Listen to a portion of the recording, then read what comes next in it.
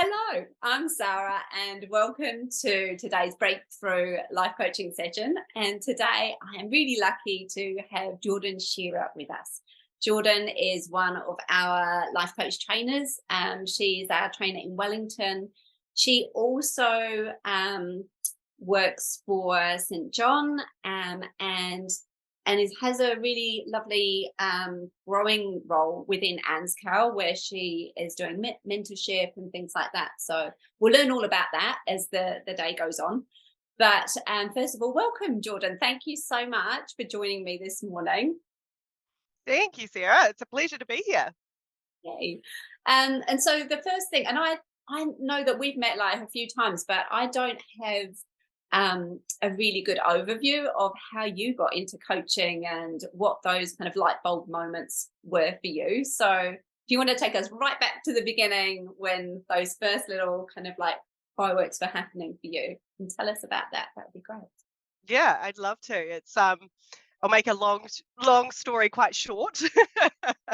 um, so a wee while ago, I was working in a private training establishment in Lower Hutt, one that actually my grandparents started.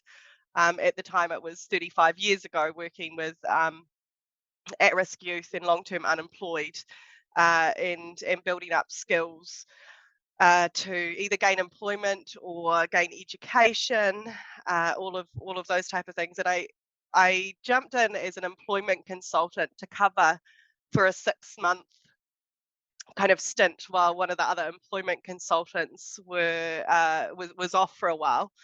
Um, and that was a really interesting journey, and it was something new for me. Mm. But I loved it. So it was yeah, interesting. So I was working with people. I was uncovering and discovering what it is that they potentially want to do, want to be, what skills they had to be able to get themselves there, and then mentoring and supporting them to develop those strengths and those skills and go on the right path. So I guess the kind of coaching started there, although I didn't really know that it did. Yeah, Um, it's really fascinating because there's so many coaches who come from HR or employment, mm, because it is, when you think about it, that it is coaching. It's, really the part of the job that you really enjoy. And, talking to Ruth, she came through HR. I think yeah. Ellie might have come through HR as well. So there's a lot of people in our company or coaches that come through on the courses that have come through on that pathway of just wanting to help people do what they want to do and be Mm, their best selves.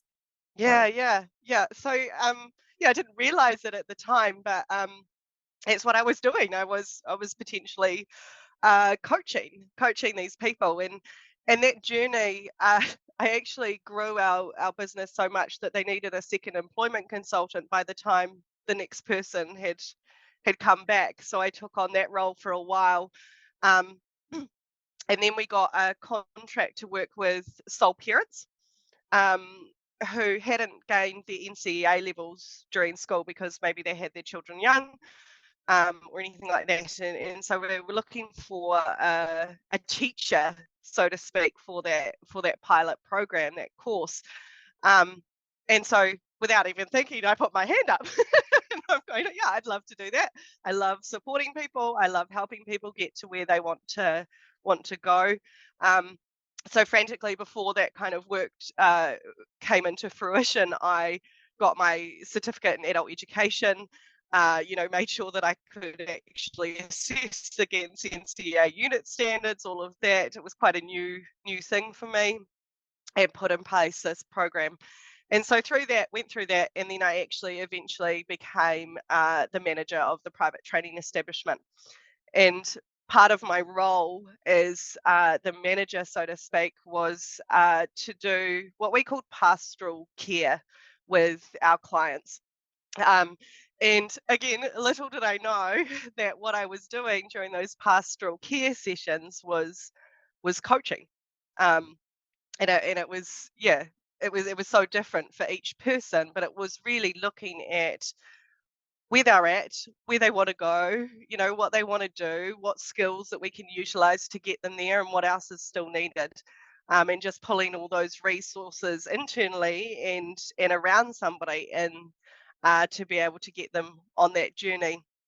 And there was a particular client that I still remember very clear, because they came in and we had probably an hour and a half session of pastoral care. And it was immediately after that session that I sat there and I reflected, and I was like, what is it that I'm doing?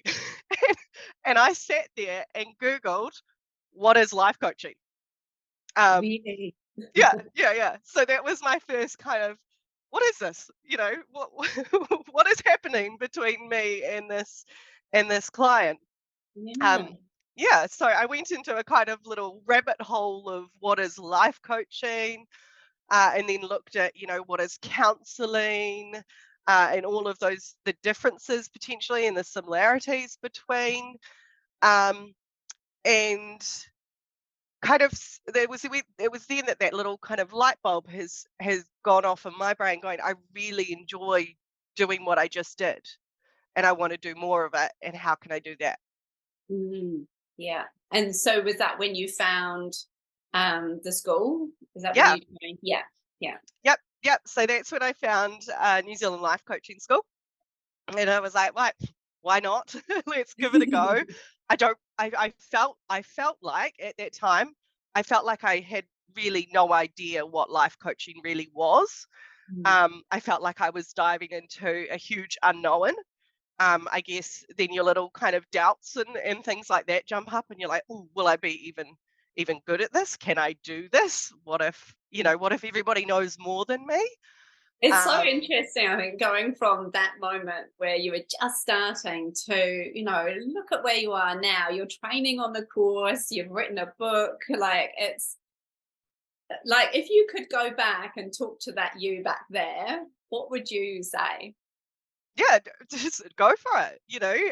Go for it. You never actually know what resources and tools and amazingness you have inside you until you give it a go. And sure, I guess, with anything in life, when we choose to make new decisions or go on a new pathway or learn something new, we kind of get handed that bag of doubts and fears.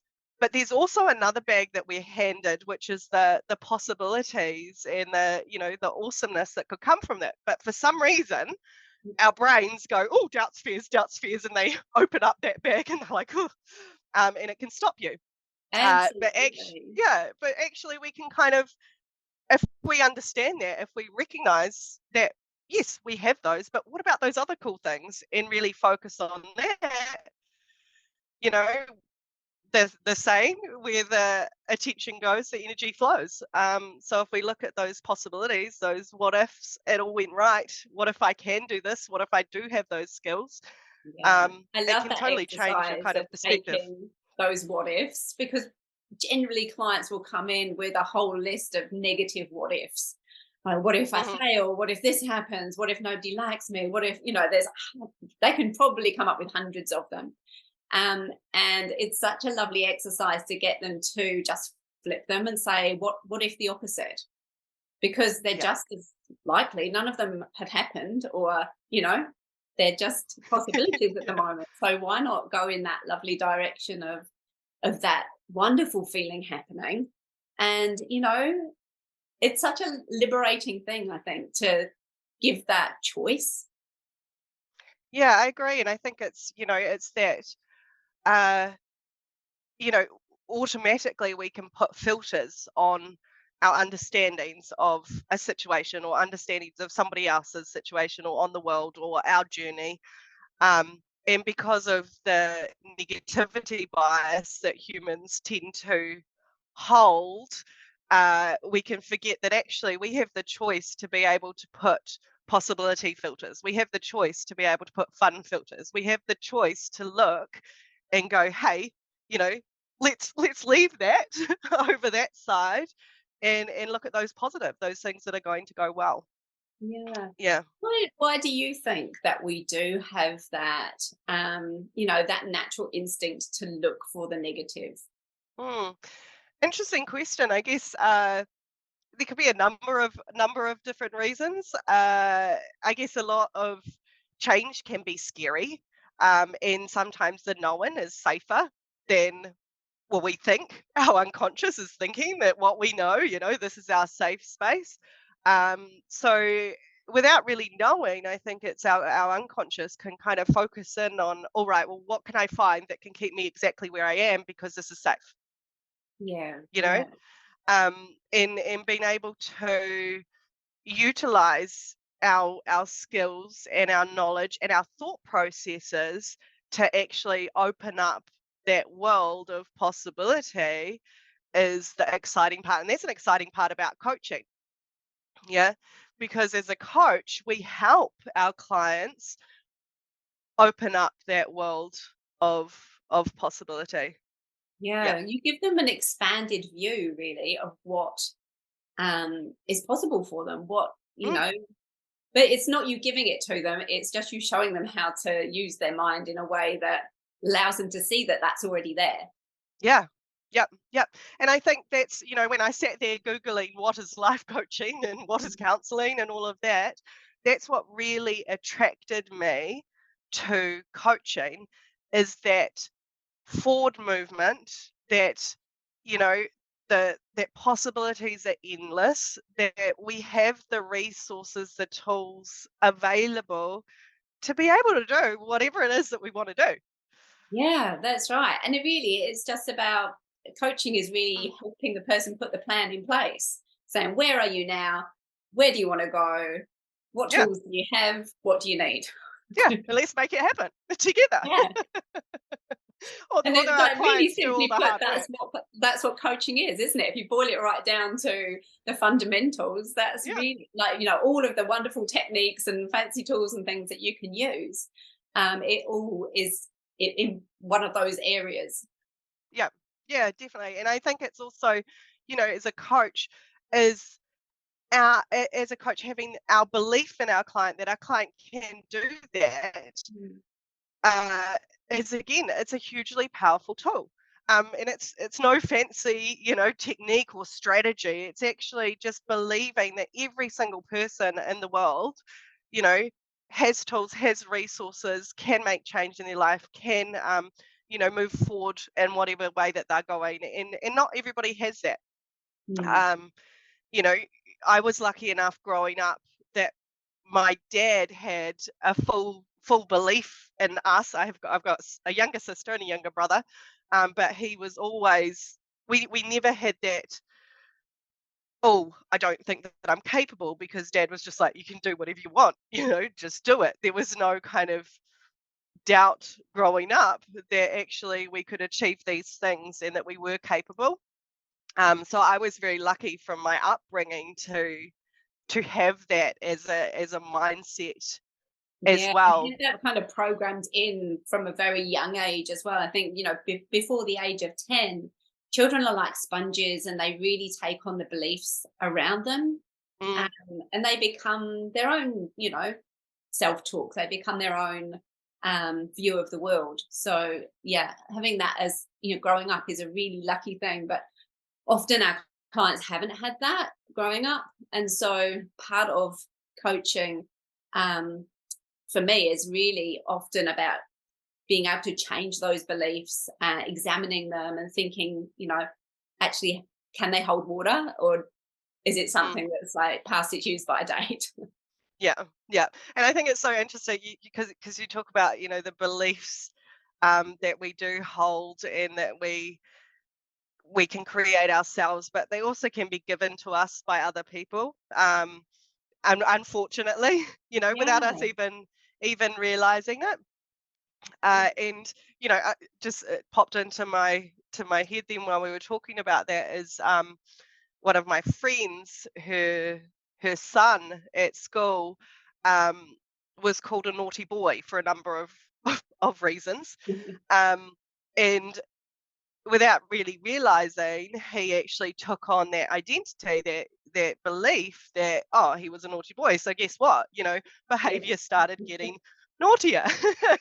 Yeah, yeah, Yeah, and it and is. so It's like that self-fulfilling prophecy, isn't it? When you hold that energy for somebody of like, this is who you are, this is who we believe you are, often Mm, they will live up to that in a mm. good or not so good way. Yeah, yeah. But the beauty is that we can choose to make it in a positive way. And we can Yes. choose to bring awareness to those beliefs that are spoken as truths but are not actually beliefs, right? And those identities that we're holding that aren't actually us, and pull them apart. Yeah. And build new ones that are Build much new better ones. and more, you know, actually help us to become who we want to be rather than hold us back. Yeah, exactly, exactly. And those, find those resourceful tools in beliefs ourselves, and identities ourselves is important part of coaching. Definitely. And that's really interesting you say that because when you're coaching, you know, you're coaching somebody else, but often you get those breakthrough moments as well because you know, you look at yourself in parallel to that person. And when you're doing exercises together, you can't help but not think about your own things sometimes. So I find that it's such an amazing self-development tool being a coach that you're Agree. always like, you know, reflecting on your practice. You're always thinking about how you can do things better, or and it's that mindset, isn't it? Yep, yep. And it's funny because I'm coaching a couple of coaches at the moment, which has been really, really great. And I was actually talking to one just last week, how, within a coaching sessions, we can give, I don't know if you call it home play, but I know Christine calls it home play and I Yeah, call it home play because home play is much more fun than homework, right? absolutely. Um, and I said, often if I'm working with a client and I give them a home play task, I'll actually do it myself as well. So, as part of their development as a coach, is I'll go, okay, interesting. I can reflect some of my own self, into that. And I think it will be a useful tool for me to do as well, because it's easy to support and give somebody else something, but even as a coach, it's harder to reflect and give it to yourself, right? Yeah, and I think when you're doing that as well, if you're doing that home play, and it just gives you an insight into your client's process as well, into Mhm. what they may have found difficult about it, what they may have found easy, that you can't understand if you haven't done it yourself. So I think it's a Yeah. really useful thing to do is to, and I will often I use hypnotherapy with my coaching as well. So I'll often listen to the recordings that I've given to my clients Yeah, to nice. see, you know, how I enjoy them, what the useful parts of them are, so they can adapt them for next time. I think it's a great thing to Mm, do. So yeah, I love it. when you're working with your coaching coaches at the moment, and is that through Anne's Cal, that part of So the coaches that I'm coaching at the moment are through my own business. But we have a little while ago through ANSCAR, we also do a development program, yeah, which is coaching and mentoring and supporting our associate members. lovely.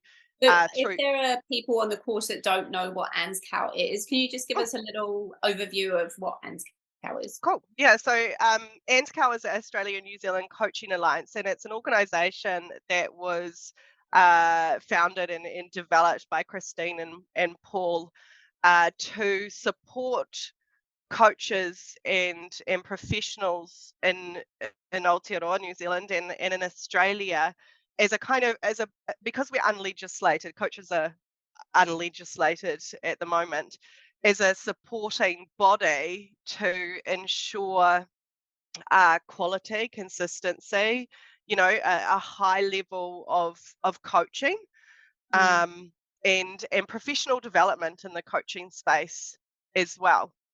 And yeah, ANSCAR does an amazing number of things to support our profession as coaches, and yeah, develop coaches and make sure that we're being the best that we can be, and we for ourselves, but also being the best that we can be for our clients, because the outcomes are really important. Exactly. So if someone's looking for a coach to check if they're ANSCAL accredited, is a really good thing to do, because then you know that they've met that standard, that they're, Yeah. a coach that is going to be able to, have the knowledge and the skills to be able to help you in the right way. Yeah, definitely. Because at this stage, technically anybody could turn around and call themselves a coach, right? They may not have professional training. They may not actually know the fundamental, um, you know, aspects of what coaching is. But knowing if you've got a coach that's got an ANSCAL accreditation, yeah, they are at that level. They have met those capabilities and competencies. Absolutely. Um, yeah. And you recently wrote a book with Christine. Can you tell us a Yes. little bit about that, how it came about? And yeah. Yeah. So this has been on our kind of bucket list, so to speak, for a number of years. And initially, it was really funny because we were like, right, we'll whip out. So that I'll take a step back. Our big plan was to do a whole lot of little short books that eventually will become one big kind of manual, so to speak. And when we were initially kind of brainstorming our ideas, we've got a whole list of the issues of the books, and how many books we'll do. And initially, right, we'll whip out a book every 3 months, going, that'll be fine, that'll be fine. But we did write and publish our first book, which is here. You should be able to see it. Yeah, Yeah. fantastic. Can you Which just is called, read the title for us, just in case someone's yeah, listening? the 6 foundational methods to face emotions. This one is for adults, and it's a practical toolkit series that uses techniques, explains techniques. It can be used as, a self-development book. So, Sarah, you could take it, you could read it, and you could utilize those tools yourself. There's also an aspect in the book for coaches. So, if a coach is reading this book, how they can use it as a technique with clients. Mhm. And then also, an area in the book is how it can be used with friends, with whānau, with family, and how you can include those. Because, yeah, small things can make huge changes to individuals. And it doesn't need to be big and fancy. These are all really easily understandable, doable things that we can incorporate into our lives. So, yeah. Absolutely. And if we wanted to buy it, where would we get it from? Yeah, you can get it from either my website or Christine's website directly, or flick us a message, or even if they flick you a message, Sarah, Yeah, and flick me a message. I'll find out for you. yeah, we can share those websites. Yeah. Fabulous. And the other thing that I would love you to do today is to share with us one of your favorite techniques. Mm. So yeah, what I guess It's it's your a go-to technique, something that you use with a lot of your clients. Yeah, so tell us about what you Yeah, like. there's so many amazing techniques, but one that really stands out to me and one that I really find powerful is actually one that if you haven't done the life coaching course, that you'll learn on the life coaching course, or if you have done it, you'll be familiar with, which is the neurological levels technique. Um, and basically, for the neurological levels, we take somebody through questioning, through coaching, through a series of steps to uncover. So we go from um, the environment to behaviors that is going on, to habits that potentially have formed because of this, to our values, to our beliefs, and then to our identity level, and sometimes that higher self or that spiritual self level. Now, what I find is really amazing with this process is because you step through it gradually, it's awesome to be able to uncover that identity level, because that's where change happens. And those values, those beliefs, those identity levels, that's where we can make change. Mm, And that's where unconsciously sometimes we're holding on to unresourceful things, right? Yeah. Um, if I turned around to a client and says, "Oh, okay, so you're not speaking up in meetings. What identity are you holding when you're not speaking up?" They're going to go, "What are you talking about?" Yeah. Yeah. Right? But it's so lovely with the neurological levels because it kind of gradually leads you into the next Mm, into that higher space. So you're starting very simply with, where are you when this is happening? yeah, And everyone yeah, goes, "Oh, I'm in my kitchen when that happens," or, "I'm at work talking to that horrible person that I don't enjoy talking to." yeah, yeah, Everyone's got that area that they can go, "Yeah, instantly, that's where I am," and you yeah. can then easily build up into, what comes in. What are you doing? What are your behaviors? How do you go? What are your values when you're talking about that? And you're right, it just very naturally and effortlessly will Mm, take us into those like really big things of our values and identity quite quickly. mm, So yeah, yeah, that's yeah. it's one that I use quite a lot as well. It's great, and it's so different. Like you would probably find this as well. It's so different for every client that you take through it. Like thinking back of the times that I've done this, yeah, that you cannot anticipate or what will happen because it has been. I did a funny story. I had one client who asked if they could close their eyes during it, and I was like, oh, okay. you know, it's new. I didn't say that obviously, and I'm like, cool. If that's what you feel that you need to do, then we'll do it that way.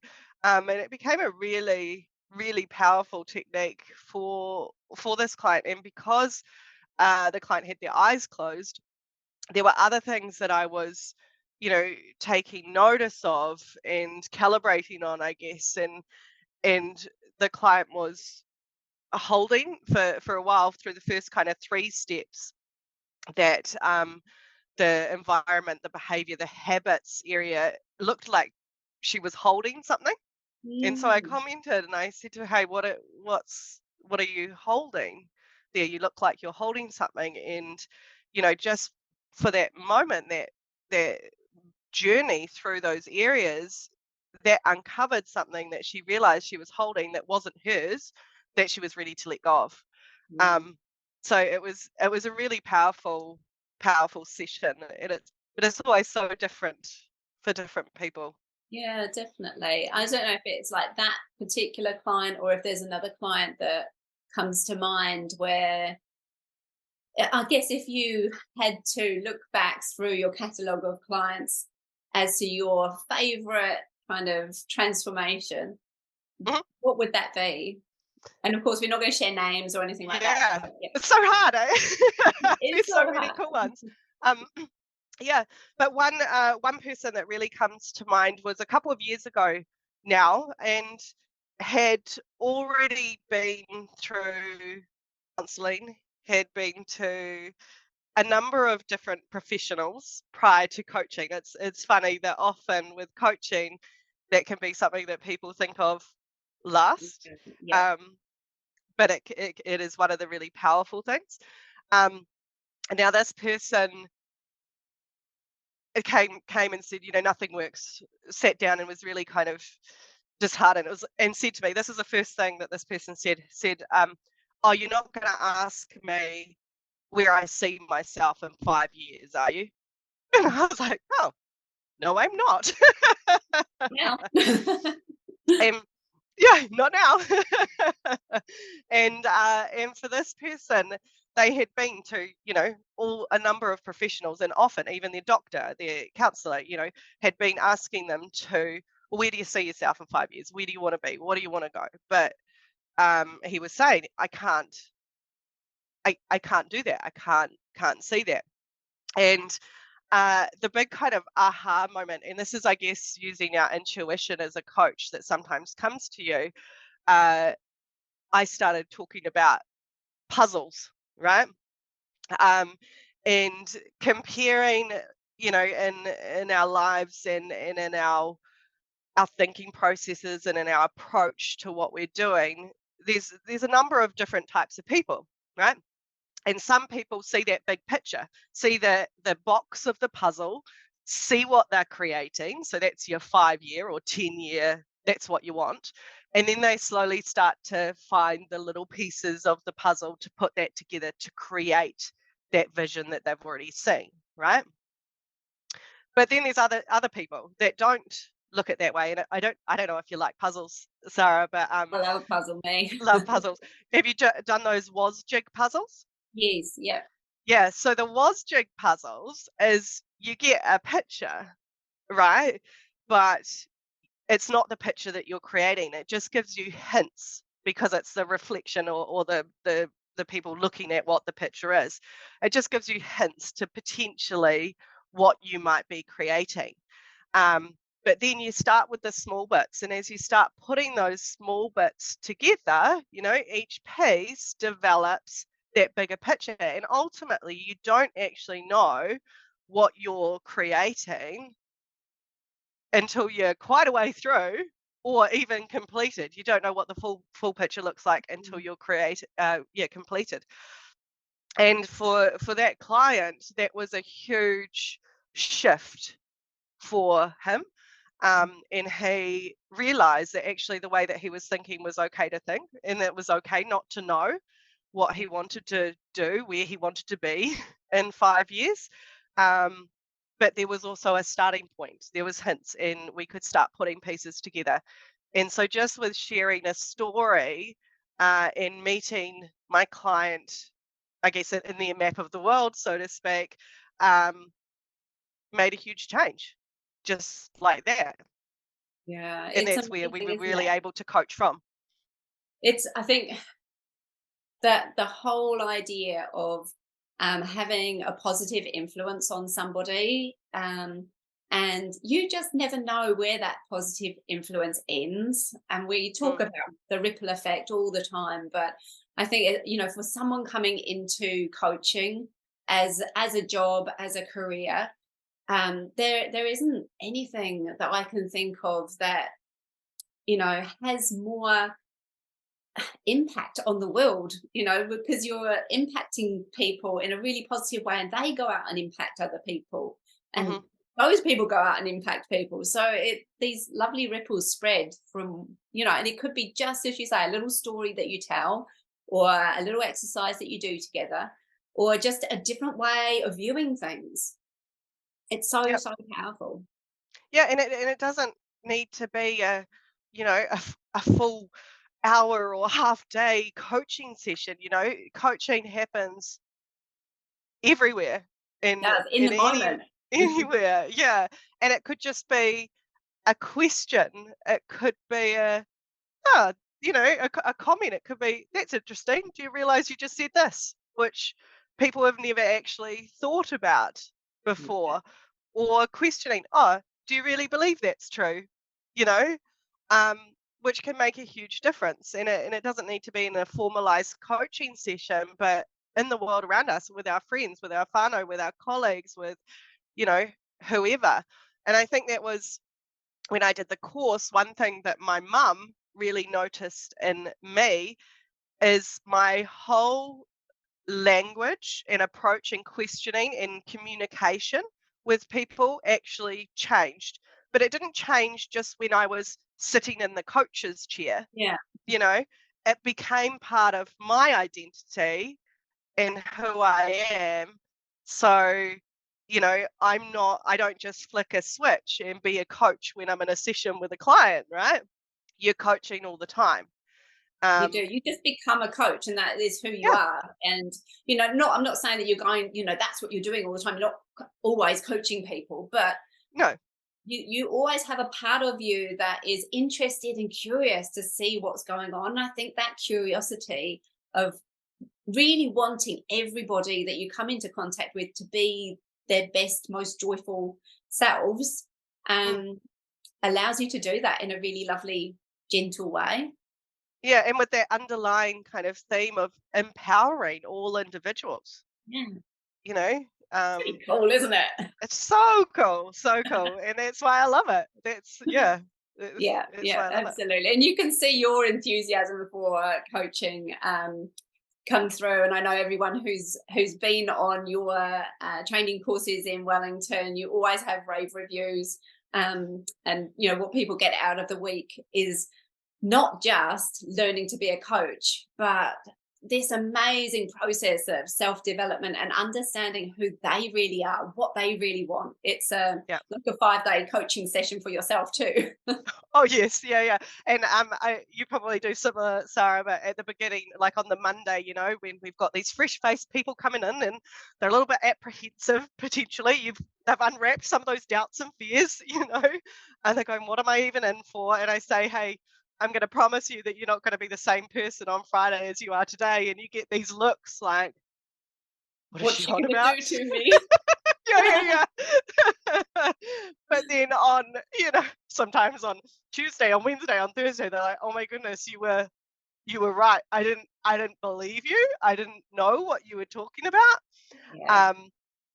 But I'm different. I'm not the same person I walked in on Monday. And I think that's one of the massive values of having that face to face, you know, coaching between people. And it's, yeah, you're not just learning techniques and tools to be a No, that's coach, but right. you I are mean, you really can learn the developing yourself. content of the course Mm, by reading things, but you can't learn the I guess the benefit of being on that course by reading things. It's so much more than the course components.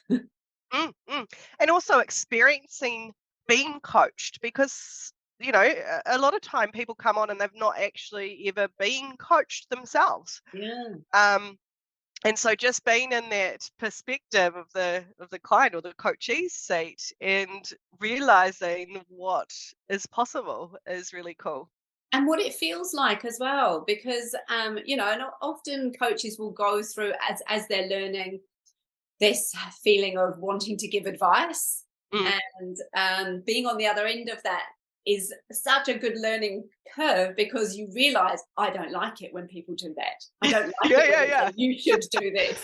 And so turning Don't that put round thoughts into in my head. questioning techniques and things like that, I think, you know, it's an amazing part of the course to learn not only techniques and how to do things, but what you don't like as a client, what you Mm, do like mm. as a client, which bits resonate, which bits don't. So you can Yep, really hone how you do it. yep. Yeah, it's wonderful. Well, thank you so much for spending this time with me this morning. It's been absolutely wonderful. I've enjoyed every second.